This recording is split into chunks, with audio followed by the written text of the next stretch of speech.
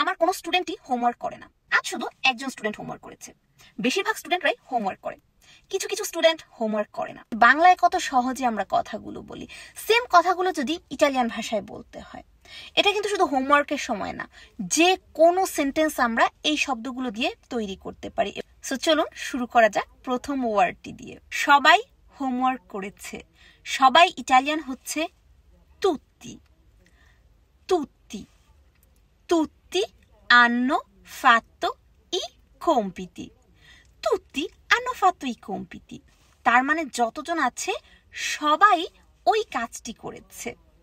তুত্তি hanno studiato। সবাই পড়াশোনা করেছে। তুত্তি sono venuti। সবাই এসেছে। তুত্তি hanno cantato। সবাই গান গেয়েছে। তুত্তি hanno festeggiato। সবাই উদযাপন করেছে। তো যে কোনো সেন্টেন্স আমরা তুত্তি দিয়ে তৈরি করতে পারবো। প্রায় সবাই, বেশিরভাগ মানুষই, সেক্ষেত্রে আমরা বলবো molti। molti।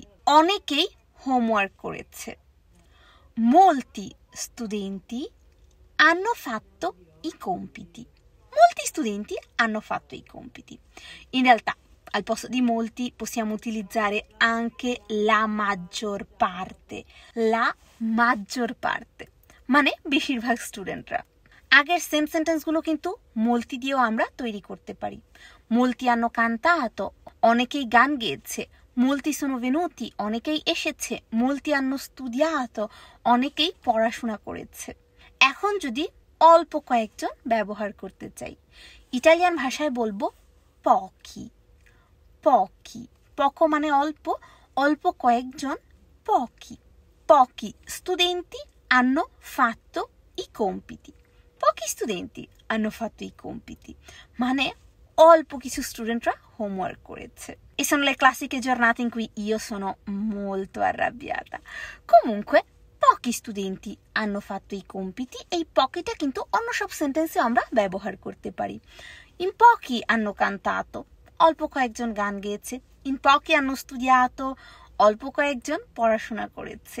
In pochi sono venuti। অল্প কয়েকজন এসেছে। পকর থেকেও কম কি হতে পারে? একজন। এটা হয়তো আমাদের জন্য সহজ। uno studente ha fatto i compiti। একজন স্টুডেন্ট শুধুমাত্র হোমওয়ার্ক করেছে। in quel momento immaginate me incavolata nera, però একজন স্টুডেন্ট হোমওয়ার্ক করেছে। এই uno কিন্তু আমরা একইভাবে ব্যবহার করতে পারি। solo uno ha cantato। শুধু একজন গান গেয়েছে। solo uno è venuto। শুধু একজন এসেছে। solo uno ha studiato। শুধু একজন পড়াশোনা করেছে। আর solo uno studente ha fatto i compiti। শুধু একজন স্টুডেন্ট হোমওয়ার্ক করেছে। একের সাথে অনেক সময় সোলো ওয়ার্ডটি ব্যবহার করা যায়। সোলো ইটালিয়ান ভাষায় আমরা জানি এটার অর্থ হচ্ছে একা, বাট এক্ষেত্রে এটার অর্থ হয়ে যায় শুধুমাত্র। শুধুমাত্র একজন, দেন কি কাজটি করেছে সেটা আমি বলবো। একের থেকে যদি কম হয় nessuno। nessuno মানে কেউ এই কাজটি করেনি। nessuno ha fatto i compiti। কেউ হোমওয়ার্ক করেনি। Non so che cosa ci sia peggio di essere incavolati neri, ma quel giorno io sono proprio così con gli studenti. Comunque nessuno ha studiato। কেউ পড়াশোনা করেনি। nessuno è venuto। কেউ আসেনি। nessuno ha cantato। কেউ গান গায়নি। এই ভার্বগুলোর জায়গায় যে কোনো সেন্টেন্স আপনারা মেকিং করতে পারেন।